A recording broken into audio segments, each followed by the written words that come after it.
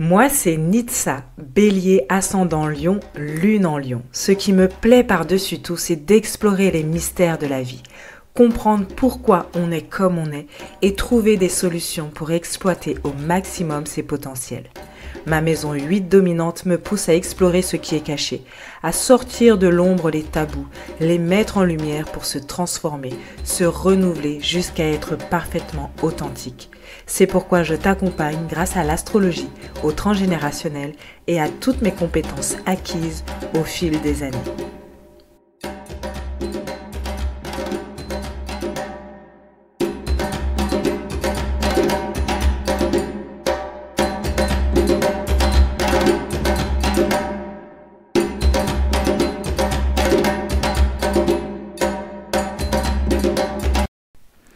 Jour 24 de 24 jours pour s'aimer. Ça y est, c'est le dernier jour. Incroyable. On a passé 24 jours ensemble. Merci de tout mon cœur de m'avoir suivi pendant 24 jours, de m'avoir écouté pendant 24 jours. Je suis très honorée que tu aies voulu m'écouter comme ça dans tes oreilles pendant 24 jours d'affilée. J'espère que ce petit défi t'a plu, que ça t'a apporté. Alors, place du coup au sujet du jour, l'extase. De quoi je veux parler? Quand je parle d'extase, en fait, je me rends compte que souvent, il y a quand même un manque profond à l'intérieur de nous, un sentiment de vide parce qu'on veut de l'extraordinaire. Et encore plus dans nos sociétés actuelles où on est bombardé de pubs, de films, de séries où il se passe des trucs de ouf, genre les gens vraiment ils vivent des vies incroyables et donc on a l'impression que ça c'est la norme. Je me souviens quand j'étais petite, quand je regardais les pubs, je me disais mais en fait c'est des mensonges. Ça m'énervait parce que j'avais trop envie d'avoir les jouets qu'ils montraient, mais ça avait l'air tellement plus fun, genre waouh, la voiture, Hot Wheels, tout. Et en fait, quand j'avais la voiture, alors oui, l'imagination faisait que, mais c'était pas pareil. Ça m'agaçait, c'était pas pareil. Moi, je voulais le même truc qu'à la télé, ce truc absolument extraordinaire dès que j'utilise ma Hot Wheels, que voilà, il y a tout un décor qui se crée, que il y ait des flammes qui sortent partout. Bref.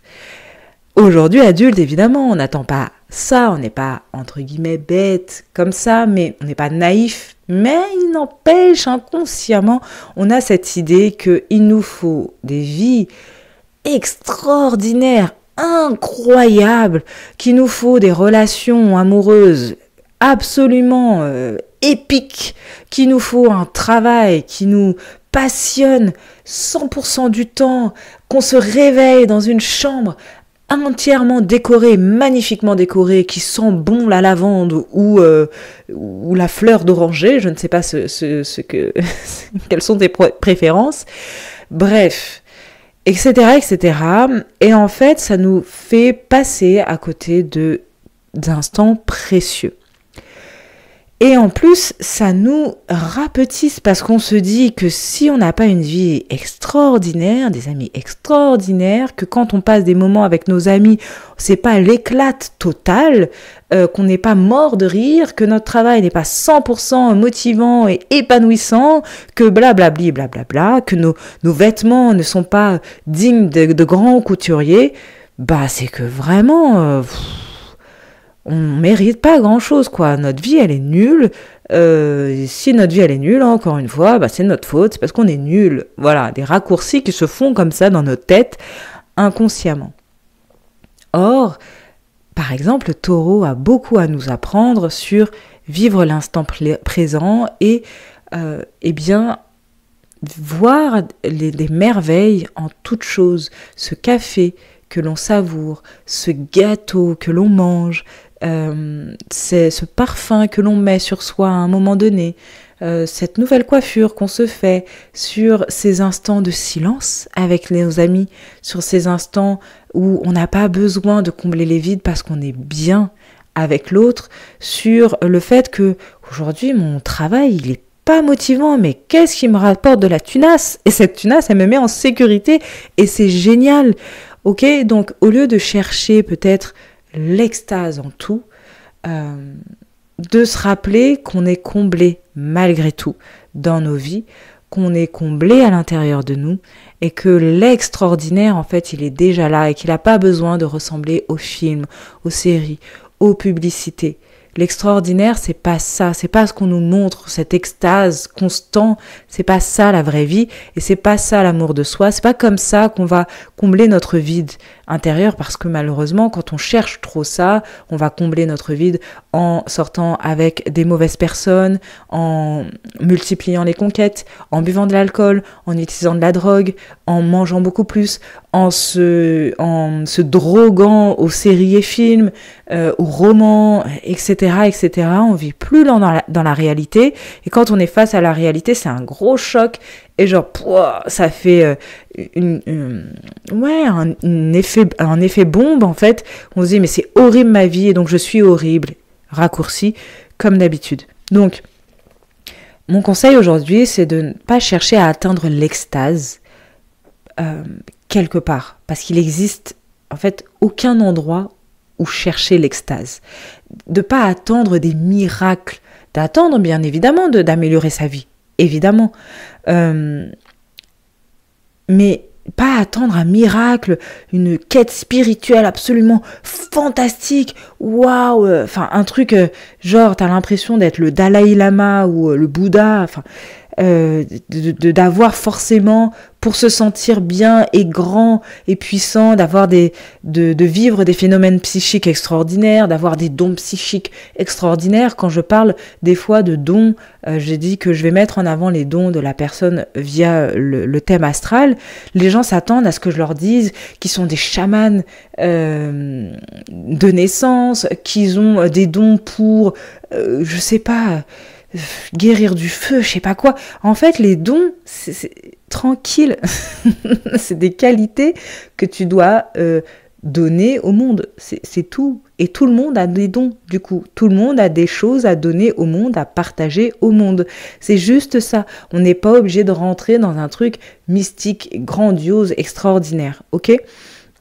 Donc, en fait, pour dire que l'extase est à aucun endroit, en fait, c'est partout.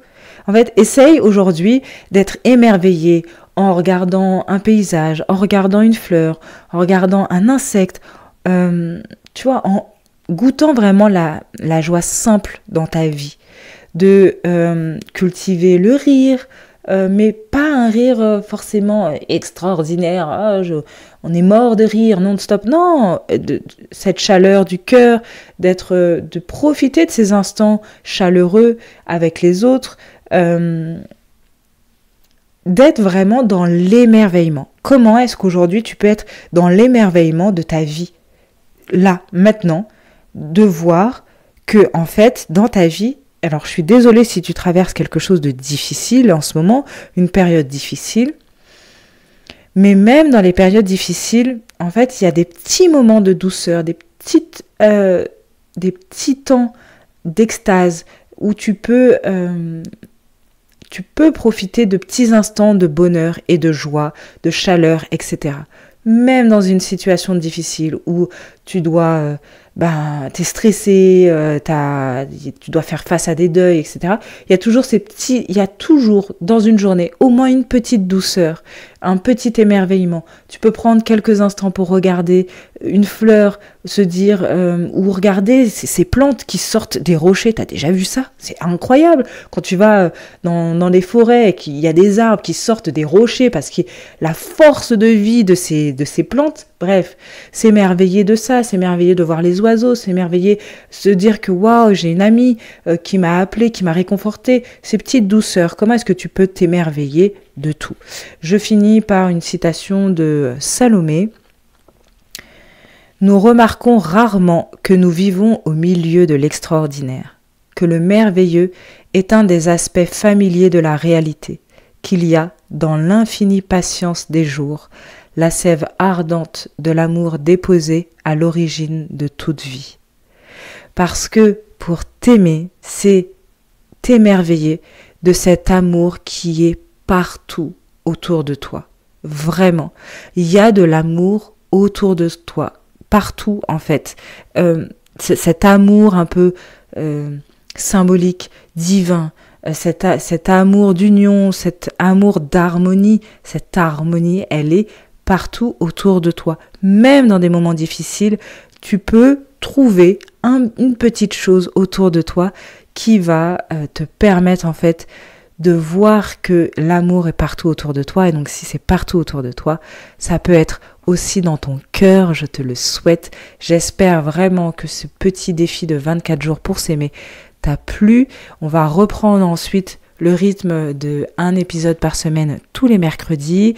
Voilà, avec pour 2025, des fois un format un peu nouveau d'interview de personnes que je vais interviewer, de praticiens que je trouve leur pratique très intéressante.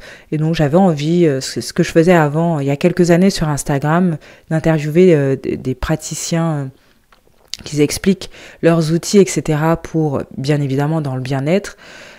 Pour comprendre un peu d'autres outils, s'ouvrir à d'autres outils. Je trouve mes outils absolument merveilleux, mais il y a tellement d'autres outils que j'avais envie de les mettre en avant.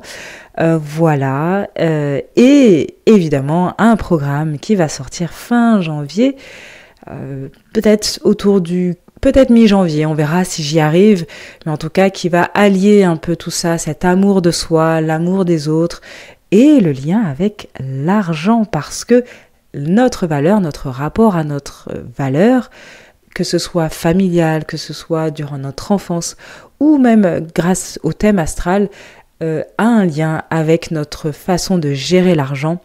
Et donc, c'est un programme où il y aura un peu tout ça, tout ce mélange de psychologie, de transgénérationnel, d'astrologie, pour un peu améliorer en fait nos relations aux autres, notre domaine sentimental, avoir des relations harmonieuses avec l'autre et notre relation à l'argent. Bref, j'espère que ce petit défi t'a plu. Je te dis à très vite pour les prochains épisodes.